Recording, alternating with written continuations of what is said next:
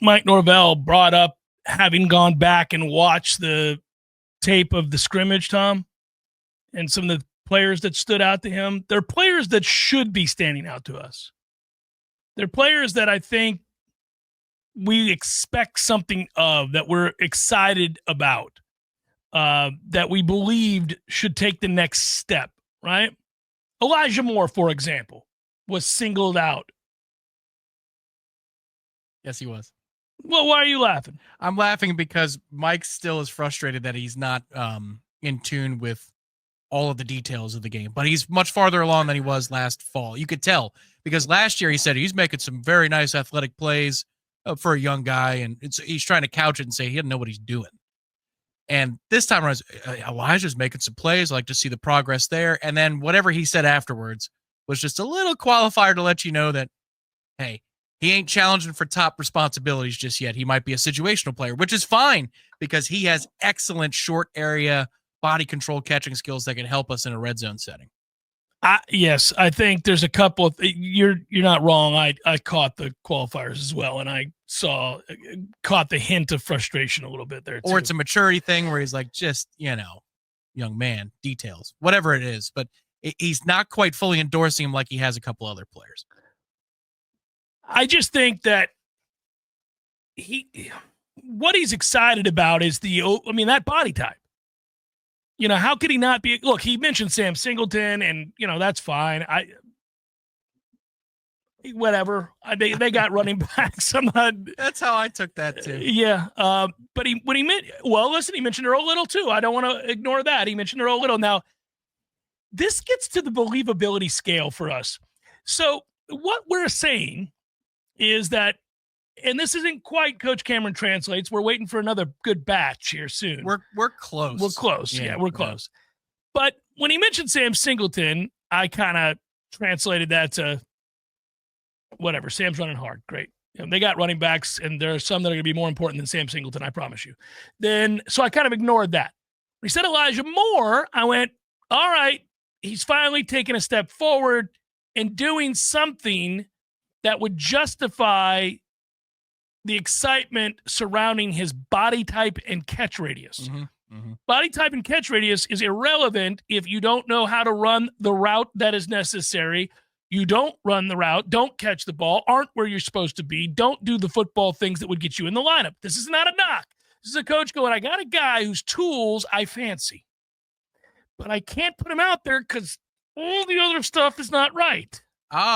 But that's not his decision to make. That is Gus's decision to make about whether you can put him out there or not. And Gus is all about specializing. If there are kids who are very good at certain things, and we're going to get him on the field to do those very specific and certain things. Now you're touching on something that led to great aggravation for me last year, and for really the last year and a half, because all over college football, you see instances in which a coach recognizes, well, this guy does one thing and one thing well, so we're just going to ask him to do that one effing thing, but we're not going to forget he's on the team.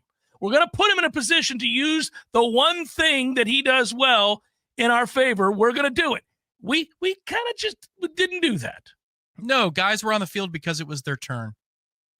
It's your turn to be on the field now. And they would be in a position within a play because it was their turn. It was Hakeem's turn to catch the ball in the bubble, and it was Jaylen Brown's turn or Ja'Kai Douglas' turn to block for him. So we're going to have the 150-pound guy blocking for the 220-pound guy. That makes a lot of sense. It was his turn. So that frustrated us, and that's very specific in case you wanted to know.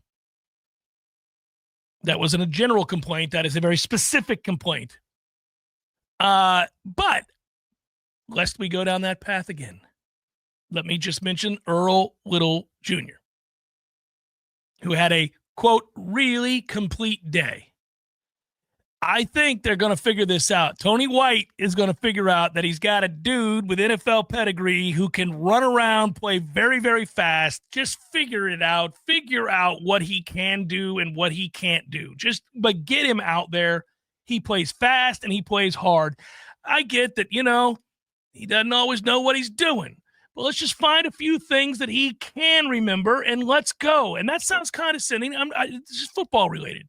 I'm not talking about his world IQ, but football-wise, he a little confused at times. And so Who wasn't? So, that's baby steps, Tom. DJ, read option. What do you do? Baby steps, Tom. He's running away. Now, all the other stuff about liking the way the team practiced and all that, blah, blah, blah, blah, blah, blah. Don't care.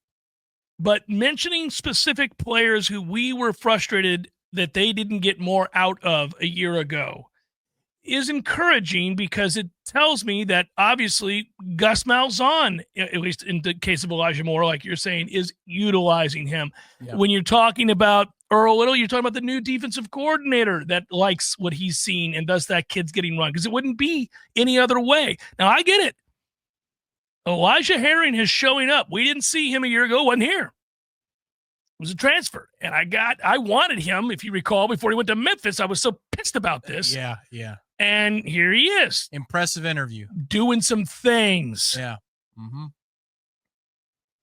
Quote unquote, when it's time to go out there and play football, he plays fast. And he has earned the respect of his teammates. You can see that. I mean, without going to practice, you can see it. Just the way he's speaking about the experiences of practice, because he was available last night. Mm-hmm. There's a command to what he says. Also, his verbal filler is most definitely, which is the same as Nigel Bradden, which means he's going to be good. He's going to be good. He says most definitely all the time. Well, and I don't want you to hurt me, Nigel, but you were a psycho, and that proved to be true. And I want my linebackers to be psychotic, dangerous, even criminal. And I'm not saying Elijah Herring's criminal, but I want him to be a little crazy. And if you're comparing him to, hey, it's the ref's job. Nigel, right? Yeah. They're the ones that have to contain what I do.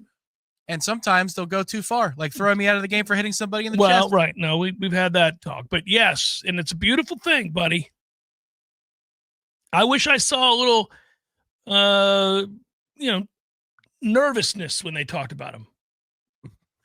Like their eyes go to the ground? Where they're like, well, he plays with a lot of passion. That's right. I want that. I want that. Roydell, what's it like to go against Elijah Herring? Well, you got to bring it. He can play. Yeah, you got to bring it. That's all you want. You got to bring it. Guys that are because your linebackers need to be a little creepy, a little edgy.